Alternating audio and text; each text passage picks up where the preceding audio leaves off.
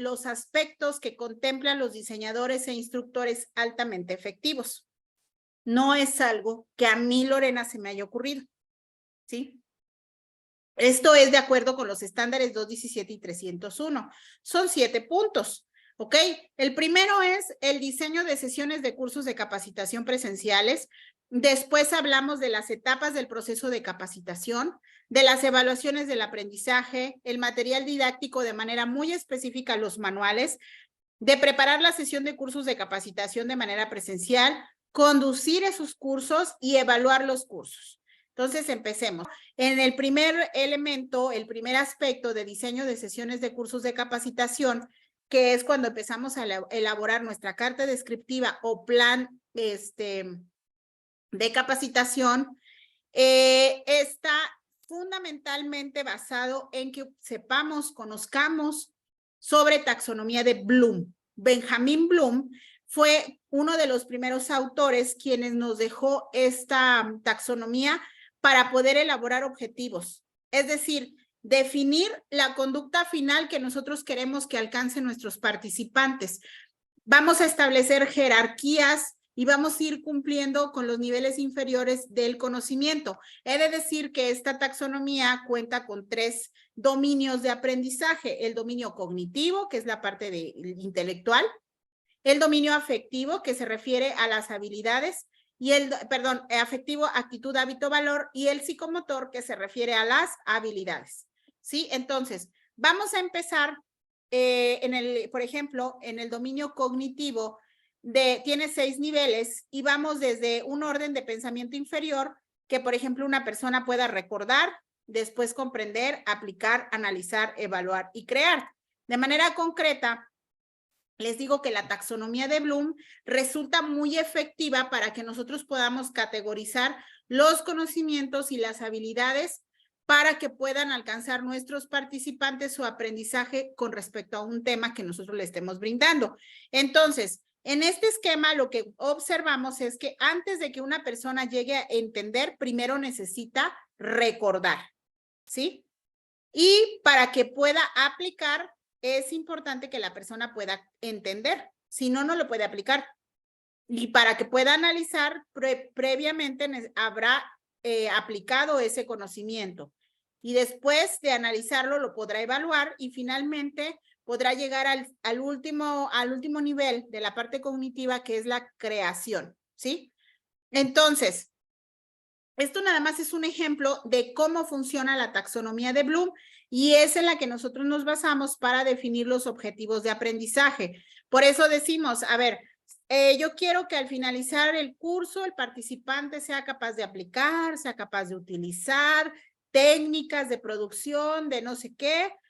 Y entonces, ya con eso, nosotros en nuestros temas podemos poner que sea capaz de entender, que sea capaz de recordar, porque recuerden que en suma de nuestros objetivos particulares de cada tema nos van a permitir cumplir con el objetivo general, como les decía al inicio de esta sesión. Ajá. Bien, otro de los aspectos importantes son los principios de educación para adultos. Hablamos de 6 principios. Vamos a hablar sobre la necesidad de saber. Este principio se refiere a que nosotros instructores apoyamos a nuestros participantes para que identifiquen en qué estado de conocimiento se encuentran y a cuál podrían acceder. Por ejemplo, les compartí un test para que ustedes reconozcan sus habilidades como instructores. Por ahí leí algunas respuestas. Esa es una manera en la que ustedes identifican en qué punto están como instructores. Después les compartí los estándares de competencia. Entonces ustedes ya dicen, ok, yo reconozco que estoy en este punto y los estándares dicen que yo debo de hacer esto y esto y esto si quiero diseñar de manera efectiva, si quiero impartir de manera efectiva. Esa es una manera. Otra manera es cuando aplicamos una evaluación diagnóstica, porque ahí decimos, ok, esta persona necesita saber esto. Aplicas la evaluación y obtiene a lo mejor un 60%. Ok, dices, para que llegue al 100% le hace falta esto. Entonces ahí nosotros vamos a estar aplicando el principio de educación de necesidad de saber. Después viene disposición para aprender. Nosotros como instructores necesitamos siempre estimular al participante a inducirlo a mejores prácticas por medio de la exposición de modelos de desempeño mejores que los que hasta ese momento tiene el participante. A lo mejor puede ser un ejemplo de la carta descriptiva, de irla explicando, de a lo mejor ir viendo algunos aspectos, cómo ponerlos, cómo llenarlos, y de esa manera ustedes digan, ok, ya Alan por ahí se apoyó de la inteligencia artificial. No sé si también Alan haya ya utilizado un documento de planeación, la carta descriptiva, pero este documento le va a dar todavía más estructura a un curso de capacitación, ¿sí? Entonces, a lo mejor sí, vamos a pensar que él no tenga un documento así. Ok, ya tiene un avance con lo que le dio la inteligencia artificial y lo combinó con su experiencia. Pero ahora que él vea la carta descriptiva o alguna otra persona que nunca la haya usado, va a decir, ok, fíjate que ese modelo me parece interesante y puede ser funcional, ¿sí? Ahí aplicamos disposición para aprender. Motivación para aprender es cuando nosotros, instructores, siempre estamos brindando una retroalimentación constructiva para impulsar al participante a que continúe con su aprendizaje, ¿sí? Otro de los aspectos es recuperación de la experiencia. Tenemos que siempre estar dando ejemplos clarificadores, apoyándonos de los conocimientos y experiencias de nuestros participantes. Recordemos que estamos hablando de participantes adultos que tienen un bagaje de conocimiento previo a que lleguen contigo. Entonces, yo les doy ejemplos de participantes previos que he tenido, que me han comentado y que digo, ok, por ahí ellos tienen esta necesidad en función de su entorno. Tenemos otro que es concepto personal o desaprendizaje. Ya por ahí comentaban en el chat hace un rato el tema del desaprendizaje. Se trata de que nosotros facilitemos los medios al adulto para examinar, analizar sus hábitos, prejuicios y que abra su mente a nuevos enfoques. Aquí me falta un espacio, discúlpenme. Pero aquí es bien importante y este es uno de los principios críticos, el desaprendizaje, porque normalmente cuando vamos a desaprender, implica que yo tengo que poner en tela de juicio todo lo que hasta el momento he estado haciendo. Y a lo mejor puede ser consciente o de manera inconsciente, que nos resistamos de pronto a hacer esos cambios. Pero es fundamental que nosotros abramos nuestra mente a poder aprender nuevas formas de hacer las cosas. Y finalmente, el último principio de educación para adultos que necesitamos aplicar en nuestras capacitaciones es justamente aplicación práctica en la vida real. El instructor, nosotros siempre vamos a fungir como guía y apoyo a los participantes para que, de acuerdo a su contexto, nosotros podamos llevarlos de la mano y en función de su realidad, ellos vean cómo les puede ser útil lo que están aprendiendo y aplicarlo de manera práctica. ¿Ok? Entonces, estos son los 6 principios de educación para adultos que se deben de contemplar. Ahora, en el diseño, recuerden que estamos todavía en el punto 1, necesitamos aplicar técnicas instruccionales, ¿sí? Y técnicas grupales. Las técnicas instruccionales son herramientas que le van a permitir al capacitador desarrollar los temas. Y las técnicas grupales son aquellas que van a generar un clima de trabajo dentro del grupo y va a permitir dar esta dinámica dentro de la capacitación. Entonces, ahora vamos al segundo punto de las etapas del proceso de capacitación. Ya les decía al inicio de la sesión, siempre vamos a tener 3 momentos. Encuadre, para contextualizar un evento, explicar de qué se trata, presentar los objetivos, presentarte, que se presenten tus participantes, entre otras cuestiones, acordar reglas de participación, etcétera. Después vamos al desarrollo, donde damos todo el contenido temático, aplicamos instrumentos de evaluación y finalmente llegamos al cierre, donde concluimos nuestro evento. Y esto se denomina actividades de enseñanza-aprendizaje, tanto del instructor y del participante. En el punto número 3, que debe manejar un instructor altamente efectivo, hablamos de las evaluaciones del aprendizaje. En el encuadre aplicamos una evaluación diagnóstica, es decir, cómo llegan, ¿sí? Después, durante el desarrollo, dependiendo de la extensión de nuestra sesión o nuestro curso, vamos a ver si aplicamos una o más de una evaluación formativa para que nosotros podamos identificar el avance en el aprendizaje.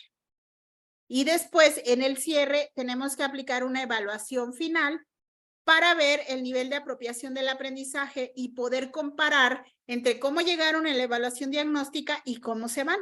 Si realmente hubo un crecimiento en su aprendizaje. ¿Y qué instrumentos de evaluación utilizamos? Bueno, el cuestionario para evaluar conocimiento. Si tú quieres evaluar un producto, como por ejemplo este vaso, tamaño, grosor, volumen, etcétera, vas a aplicar una lista de cotejo y también puedes evaluar actitud, hábito, valor. Por ejemplo, si alguien que quiere presentar como producto una carta descriptiva o documento de planeación, ¿qué actitud, hábito, valor podemos evaluar ahí? Limpieza, orden, ¿sí?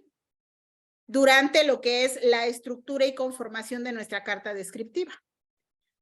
Otro instrumento es la guía de observación.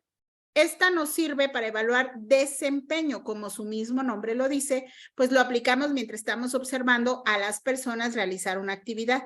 Y ahí también nosotros podemos o debemos evaluar actitud, hábito, valor. Por ejemplo, una persona que imparte capacitación, entre las habilidades, actitudes, hábitos y valores que debemos de evaluar es la tolerancia, cuando los participantes preguntan y preguntan, el respeto, ¿sí? La empatía, entre otros, ¿ok? Bien, ahora hablemos de material didáctico. En material didáctico, pues como nosotros sabemos, pues es todo el conjunto de medios y recursos que se utilizan para facilitar la enseñanza y el aprendizaje. De manera concreta, hablamos del manual del instructor, del manual del participante, que el estándar 301 indica qué criterios, qué debe contener cada uno de estos documentos. También material didáctico, pues es una presentación como esta y cualquier otro material que nosotros utilizamos para facilitar el conocimiento. En el punto número 5 de preparar las sesiones de capacitación, que es parecido al 1 de diseñar, estamos hablando de la carta descriptiva o documento de planeación. Estamos hablando de que debemos de elaborar todos los documentos que vamos a usar en el encuadre, como es la lista de asistencia, los compromisos de que vamos a nosotros, yo instructora y nuestros participantes a definir, incluso los acuerdos de las reglas de participación, la evaluación diagnóstica como instrumento de evaluación y documentos para el cierre, ¿sí? Entonces, a eso se refiere todo lo que tú tienes que hacer cuando vas a preparar las sesiones de capacitación de acuerdo al estándar S0217.01. Luego viene la etapa más amplia, que es conducir los cursos de capacitación de manera presencial grupal. El proceso de enseñanza-aprendizaje implica que tú apliques las técnicas instruccionales, ya se las mencionaba hace un rato y no les dije cuáles eran, pero las técnicas instruccionales son, de acuerdo a estos dos estándares, expositiva, diálogo, discusión y demostrativa. Mientras que las técnicas grupales son rompehielo, energetizante y de cierre, ¿sí? También tenemos que aplicar nuestros principios de educación para adultos, que ya les comenté, los 6 principios de educación, y aplicar las estrategias de evaluación diagnóstica en el encuadre, formativo o formativas en el desarrollo y final en el cierre. Debemos de contar con el conocimiento para poder identificar, de acuerdo a sus características, a tipos de participantes como el agresor, el discutidor, el francotirador, portavoz fuera de lugar, contreras, experto, aliado y novato. Una vez que los identificamos, necesitamos saber cómo manejarlos. Sí, yo estoy segura que ustedes durante las capacitaciones que han brindado de pronto se han topado con participantes un poquito complicados. Pero si nosotros sabemos identificar de qué participante se trata, también sabremos cómo manejarlo y no tener ningún problema con ese tema. También tenemos que conocer los diferentes tipos de grupos: silencioso, indiferente, agresivo, participativo y ruidoso, y cómo manejarlo. Y durante todo el proceso de evaluación, nosotros vamos a aplicar las 4 teorías de aprendizaje conductista. Ya les decía yo que es estímulo, respuesta, repetición, hasta generar un cambio en la conducta de un participante. La cognoscitiva, que es cuando nosotros les brindamos mucha parte teórica. La constructiva, donde nosotros tomamos en cuenta la experiencia del participante, le sumamos la nuestra y todas las otras teorías, y el participante desde su perspectiva, desde su realidad, va construyendo su nuevo conocimiento. Y la humanista, donde nosotros integramos todo esto, le agregamos actitud, hábito, valor, y entonces ocurre el aprendizaje duradero, ¿sí? Entonces, eso es lo que nosotros tenemos que hacer en nuestro proceso de enseñanza-aprendizaje para hacerlo de manera efectiva, ¿sí? Bien, vamos al último punto en el que vamos a hablar ahora, evaluar las sesiones de capacitación, ¿sí? Es decir, nosotros tenemos que evaluar nuestro curso a través de la evaluación de satisfacción del participante. Dentro de esta evaluación de satisfacción del participante y el estándar de competencia 301 y 217 dice que debemos de considerar características del evento, contenido del curso, materiales didácticos empleados, desempeño del instructor o instructora y los comentarios generales para que nos den retroalimentación y poder nosotros mejorar. Y también, derivado de esta evaluación de satisfacción, de todos los documentos de encuadre, de las evaluaciones durante el contenido temático, el desarrollo del contenido temático y en el cierre, vamos a elaborar un informe, que este informe es básicamente recomendaciones para corregir o prevenir desviaciones, algunas fallas, errores u omisiones antes, durante y después de una acción capacitadora que nosotros le estemos brindando. Es decir, el informe final es un medio para implementar, instrumentar y operar sistemas y mecanismos de mejora de la calidad. ¿Ok?